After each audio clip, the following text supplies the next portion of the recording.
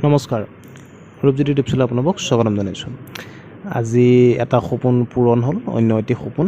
সৰুৰে পৰা যিহেতু যিকোনো ল'ৰা ছোৱালীৰ এটা সপোন থাকে যে নিজে কিবা এটা কৰি কিবা এটা ঘটিব পাৰিব বা নিজে কিবা এটা কৰিব পাৰিব, আৰু তেনেকুৱা ধৰণৰ সপোন মোৰো আছিলে। যেতিয়া ব্যৱসায় আৰম্ভ কৰিছিলোঁ সৰুকৈ, যেতিয়া আপোনালোকৰ সৈতে জড়িত হৈছিলোঁ, ইউটিউব চেনেলৰ সৈতে আপোনালোকৰ সৈতে কথা পাতিছিলোঁ, বিভিন্ন ধৰণৰ ব্যৱসায় কৰা লোকৰ সৈতে কথা পাতিছিলোঁ, তেতিয়াৰ পৰাই নিজে কিবা এটা কৰি দেখুওৱা বা নিজে কিবা এটা কৰাৰ সপোন দেখিছিলোঁ।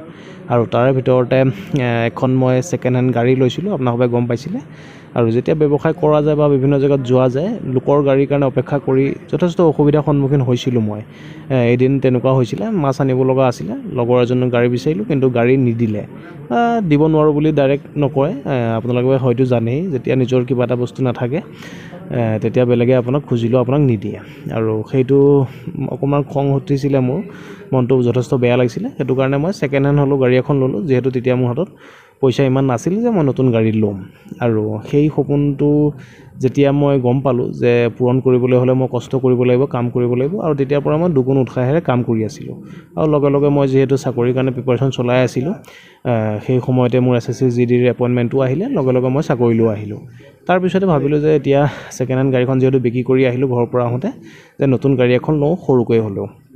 আৰু নিজৰ লগতে যিবিলাক সৰু সুৰা মোৰ নিচিনা ব্যৱসায়ী আছে, তেওঁলোকৰো যাতে দুই এটা সুবিধা হওক। আমাৰ হোজাই ডিষ্ট্ৰিক্টৰ তেওঁলোকে যদি গাড়ী বিচাৰে তেন্তে মোৰ পৰা গাড়ী ল'ব পাৰিব।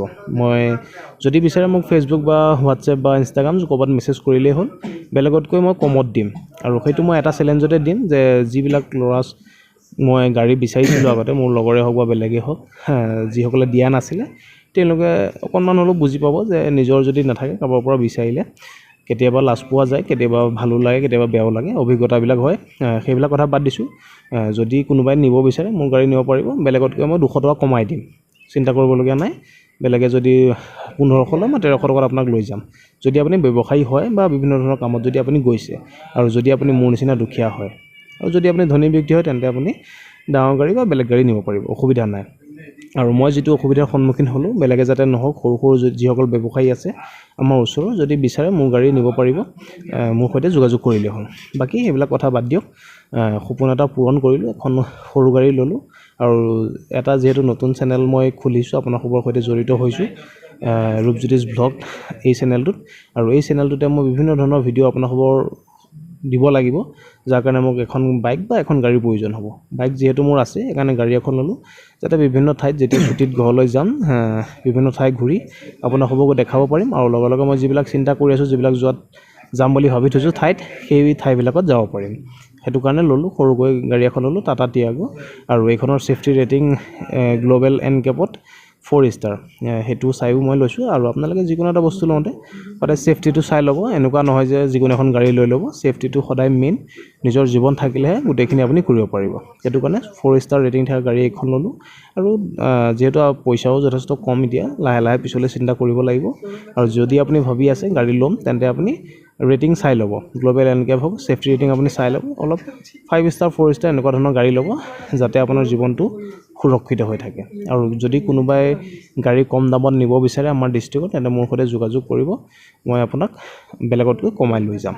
আৰু বাকী মই নিজেও চলাব লাগিব, ঘৰতো চলাব, মই নিজে গ'লেও চলাম, আৰু লগে লগে সৰু সুৰা ভাড়াও তেনেকৈ চলাব লাগিব। যিহেতু মোৰো এজন বন্ধু আছে, সি গাড়ী চাড়ী চলাই থাকে, তাৰো এটা পৰিয়াল আছে, তেওঁ চলিব পাৰিব, দুই এটা কাম চলি থাকিব। সকলোৰে কাম চলাটো মই বিচাৰোঁ। আৰু বাকী নিজৰ ব্যৱসায়, সৰু সুৰা ব্যৱসায়বিলাকৰ কাৰণেও গাড়ীখন ব্যৱহাৰ কৰিম। আৰু লগতে মই বহুত কিবা কিবি চিন্তা কৰি আছোঁ, লাহে লাহে আপোনালোকক জনাই যাম। আজি মাত্ৰ আপডেটটো দিলোঁ। যদি আপুনি চেলেঞ্জত লয় যিকোনো এটা কথা, যিকোনো এটা কাম, সেইটো আপুনি পূৰণ কৰিবলৈ বৰ বেছি সময় নালাগে। যদি আপোনাৰ মনত দৃঢ়তা আছে, একাগ্ৰতা আছে, কষ্ট কৰিব পৰা ক্ষমতা আছে, তেন্তে আপুনি নিশ্চয়কৈ সফল হ'ব পাৰিব। আৰু সেই দিনাৰ সেই ঘটনাটো হয়তো নোহোৱা হয়, আজি মই গাড়ী নল'লোঁ হয়। গাড়ী নোলোৱাৰ বাহিৰে মোৰ যথেষ্ট কাম আছিলে, কিন্তু সেই ঘটনাটোৰ পৰা মই গাড়ী লোৱাৰ সংকল্প যিহেতু ল'লোঁ, কাম কৰাৰ সংকল্প ল'লোঁ, কষ্ট কৰাৰ সংকল্প ল'লোঁ, আৰু নিজে নিজৰ সপোন পূৰণ কৰাৰ সংকল্প ল'লোঁ। সেইটো কাৰণে সেই দিনটো আজি মোৰ বৰকৈ মনত পৰিছে। সেইটো কাৰণে আপোনালোকৰ সৈতে শ্বেয়াৰ কৰিছোঁ। আপোনালোকৰ জীৱনত এনেকুৱা ঘটনা ঘটিব, যিটো আপুনি মনত ৰাখি থ'ব আৰু এদিন পূৰণ কৰিব। আজি ভিডিঅ'টোত ইমানেই। নেক্সট আমি ভ্লগ বিভিন্ন ঠাই আপোনালোকক দেখুৱাম, বিভিন্ন কথা পাতিম। আজি ভিডিঅ'টোত খালি এই কথাটোৱে জনালোঁ। যদি আপোনাক কোনোবাই তেনেকৈ কৈছে বা কৰিছে আপোনাৰ সৈতে, মোক কমেণ্ট কৰি জনাব। ভিডিঅ'টো চোৱাৰ বাবে ধন্যবাদ। আপোনাৰ দিনটো শুভ হওক।